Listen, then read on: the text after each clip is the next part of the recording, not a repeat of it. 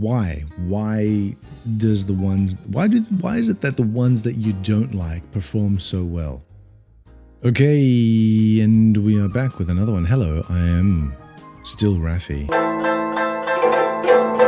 And this is still a fragrance review channel, even though the algorithm does not know what to do with me. The algorithms, I should say, because there's more than one. They don't know what to do with me. Is this guy reviewing fragrances? Is he talking about philosophy? Oh, wait, is that a music video? It's going crazy. So I guess I'm shooting myself in the proverbial foot by being me and not conforming to the expectations of me. Whatever, man. And if I'm going to do a top 10 list, well, I've done top 10 lists before. And I think all I'm going to do now is talk about top 1 and bottom 1. Let's go with 1 yes and 1 no. So recently I picked up a couple of Nishane fragrances. I've dabbled in this house. I've smelled a few things before. And I've got Ani, I've got Patchouli Kosa, and I've got Saffron Cologne. And so I picked up 2 more. One of them is a yes. The other one is a not yet. Hasn't grown on me quite yet. Right. So I've given these full wearings on skin as well. And we'll talk about them a little bit and trying my best to sort of explain. So the first one is which is the yes, and that is this one right here. This is Sultan Vetiver. All right, this is Sultan Vetiver. There's already quite a bit missing because I wore this a few times. Weird one is this. Ugh. Oh my God!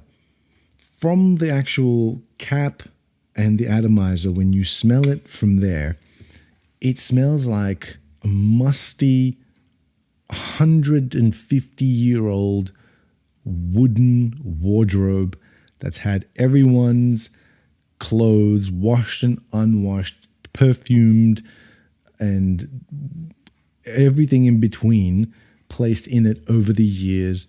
It's lived in someone's house where they've cooked food, and it's got patina. It's absorbed all of the aromas throughout its 150-year-old life. That's directly from the atomizer and the cap, plus some fresh citruses. Cool.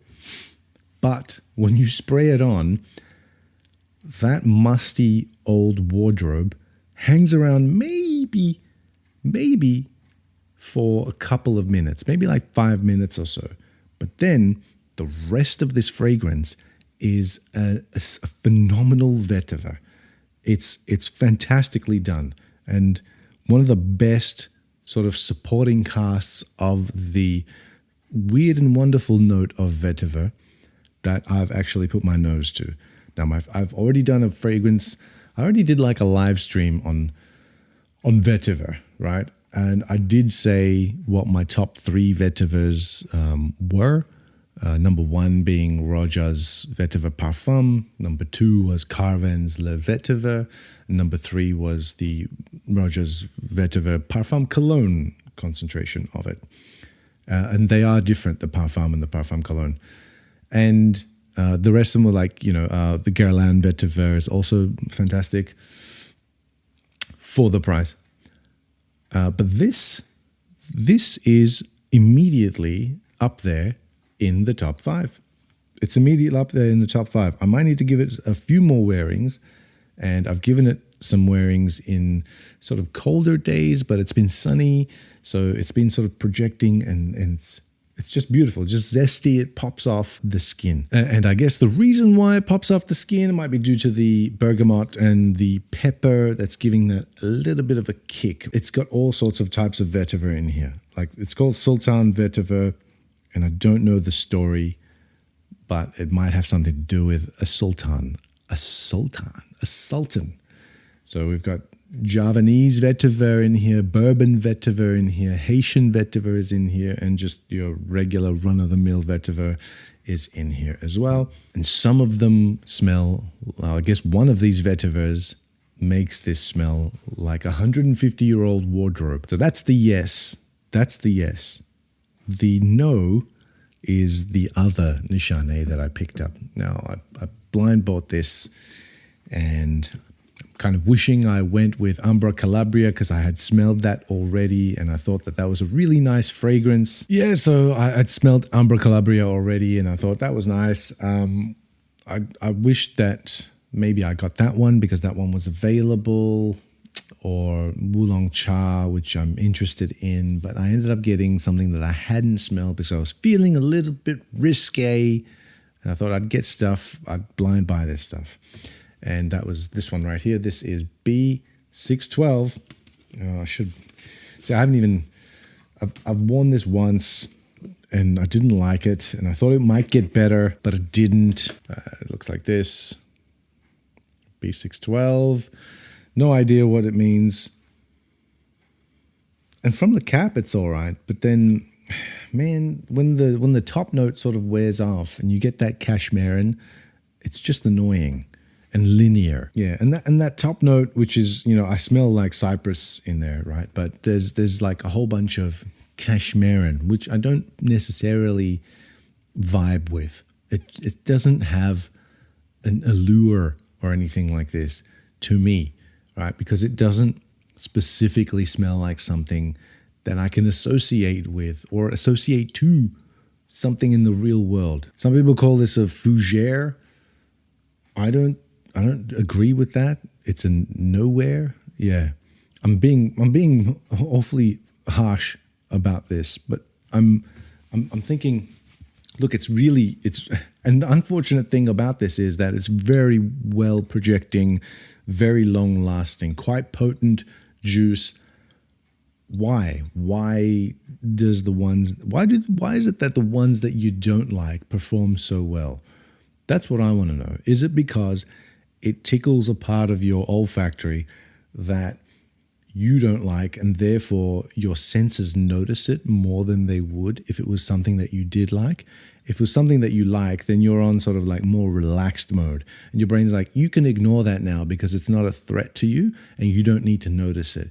But if it's something that you don't like, it's always just like, I can smell it all the time and it's a threat to me because like I'm on high alert and my olfactory is like honed in on telling you this is the smell. This is the smell that's a threat to you. You don't like this smell. So you're going to smell it all the time. I'm going to make you smell this all the time. You're not going to go nose blind to it ever. And I guess that's why I'm noticing this a lot more when I wear it. When I wore it, I should say. Because I tested it a couple of times and then I gave it a full wearing. And I may have oversprayed when I did that. Yeah. And I don't think it's a fougere. Because fougere literally means like a fern. A fern. And it's funny because ferns don't have a smell. We don't associate a smell to a fern. Maybe if you get it and you crush it in your hand or something and you smell it that way, but it doesn't really have a distinct odor. It's just the grouping of fragrances that we've given it. I don't know why, because I don't know if the first fougere had ferns as a note, like a fern extract or something like that. I don't think so, not to my knowledge anyway, and this is far from it. Like, this should be cashmere because of the Cashmeran. Not a fougere, but a cashmere because of the Cashmeran. And if you're wondering what the Cashmeran is supposed to smell like, it's not supposed to smell like anything. Like, apparently it's supposed to smell like a musky, ambery, warm and diffusive kind of thing that's sort of supposed to remind you of smelling like a cashmere wool sweater or something like that. The feeling, it's not smelling of a wool sweater. It's the feeling of a soft cashmere wool sweater or cashmere wool. It's that vagueness, it's that ambiguity that my nose is on high alert to, because it's like there's nothing in the natural world that smells like this. So, and sometimes I like that. Sometimes I really like unnatural, synthetic sort of scents, elements in scents that have like real sort of in your face, this isn't what it's supposed to. But they're always mimicking something that does exist in the natural world. Like if it was like a tangerine note that was sickly sweet and candied, and you would never get a tangerine that would ever smell like that in the real world, because it's not a citric, it's more candied, right? And you'd be like, okay, I can appreciate that because there is an element of natural that it is trying to not imitate or mimic, but use as a base for its particular scent. Cashmeran is a nothing. It's a nothing. It's a feeling of warm and fuzzy. Sorry, I'm being a bit harsh, but that it just really repels me. And I will look. I'm a really forgiving kind of guy when it comes to things that I've blind bought, because I need to do the cognitive gymnastics to make myself think that I bought something that I like. And I rarely ever get rid of fragrances because I do give them chances. I will give this a few more wearings until, I throw it out the window or something like that. But for now, this one is a no.